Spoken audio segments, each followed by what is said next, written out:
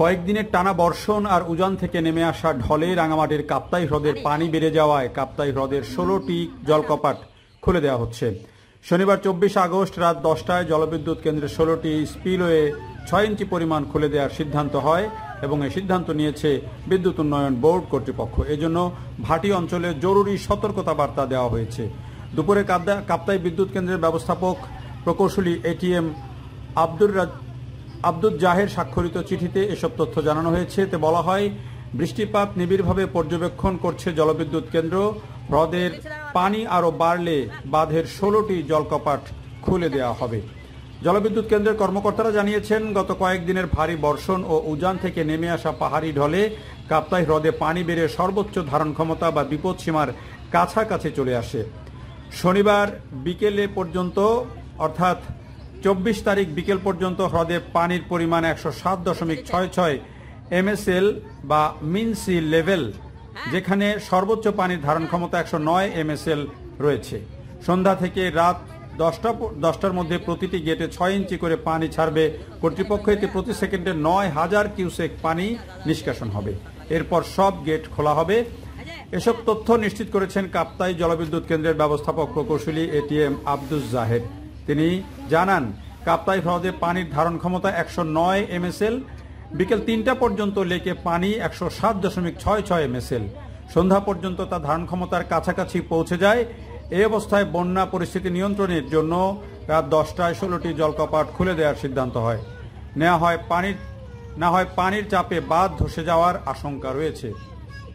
এই কর্মকর্তা জানান, বর্তমানে হ্রদে প্রয়োজনের চেয়ে বেশি পানি আছে, ফলে কেন্দ্রের 5টি ইউনিটের সর্বোচ্চ 219 মেগাওয়াট পর্যন্ত বিদ্যুৎ উৎপাদিত হচ্ছে। প্রতি ইউনিটের মাধ্যমে 32,000 CSF পানি নিষ্কাশিত হচ্ছে। তবে 5টি ইউনিট হতে সর্বোচ্চ 230 থেকে 240 মেগাওয়াট বিদ্যুৎ উৎপাদন সম্ভব। রাঙামাটির জেলা প্রশাসক মোহাম্মদ মোশাররফ হোসেন জানিয়েছেন, কাপ্তাই হ্রদের আশপাশের এলাকায় পানি বৃদ্ধি পাচ্ছে, তাই খুলে দেওয়া হচ্ছে কাপ্তাই বাঁধের সব গেট। এজন্য জরুরি সতর্কতা বার্তা জারি করা হয়েছে। আশপাশের বসতবাড়ির মানুষকে নিরাপদে সরিয়ে নেওয়া হচ্ছে। এই যে বিপুল পরিমাণ পানি, সেই পানি এই কাপ্তাই হ্রদ থেকে কর্ণফুলী নদী হয়ে সেটি সমুদ্রে গিয়ে পড়বে। এটি হচ্ছে মূল কথা। আর যখন এই পানি ছাড়া হবে তখন কিন্তু এটি হ্রদ এলাকায় মানুষের মধ্যে আতঙ্ক তৈরি করতে পারে। এই জন্য তাদেরকে নিরাপদ জায়গায় সরিয়ে নেওয়া হচ্ছে। আপনারা জানেন যে গত কয়েকদিন ত্রিপুরা রাজ্য সহ আমাদের পূর্বাঞ্চলের যে জেলাগুলো 11-12টি জেলা, সেই জেলাগুলোতে যে প্রচণ্ড বৃষ্টি এবং ভারতের উজান থেকে নেমে আসা যে পানি, সেই পানির কারণে আকস্মিক বন্যায় ফেনী, নোয়াখালী, লক্ষ্মীপুর, কুমিল্লা এইসব জেলাগুলোতে কিন্তু বন্যা পরিস্থিতি ভয়াবহ আকার ধারণ করে। যদিও বৃষ্টি পরিমাণ কমেছে, কিন্তু আরেকটা আজকেও আবহাওয়া অফিস যেটি জানিয়েছে যে উপকূলীয় এলাকাতে আগামী কয়েকদিন বৃষ্টি হতে পারে। সেই ক্ষেত্রে যদি লেকের পানি আবার বেড়ে যায়, অর্থাৎ এই যেই লেক, সেই লেকে যদি পানির পরিমাণ বেড়ে যায়, সেটি আরও বিপজ্জনক হতে পারে।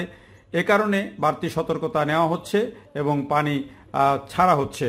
তো সব মিলিয়ে আসলে এবারের বন্যা আমাদের সবার মধ্যে একটা বাড়তি আতঙ্ক তৈরি করেছে, আশঙ্কা তৈরি করেছে এবং কয়েকটি জেলার মানুষকে তো এখন পর্যন্ত প্রায় 10 লাখ মানুষ পানিবন্দী রয়েছেন। 50 লাখ মানুষ এবারের বন্যায় ক্ষতিগ্রস্ত হয়েছেন। এখন এই কাপ্তাই হ্রদ থেকে পানি ছাড়ার পর পরিস্থিতি কি হয় বা নতুন বৃষ্টিপাত হলে কি হয়, সেটিও দেখার বিষয়।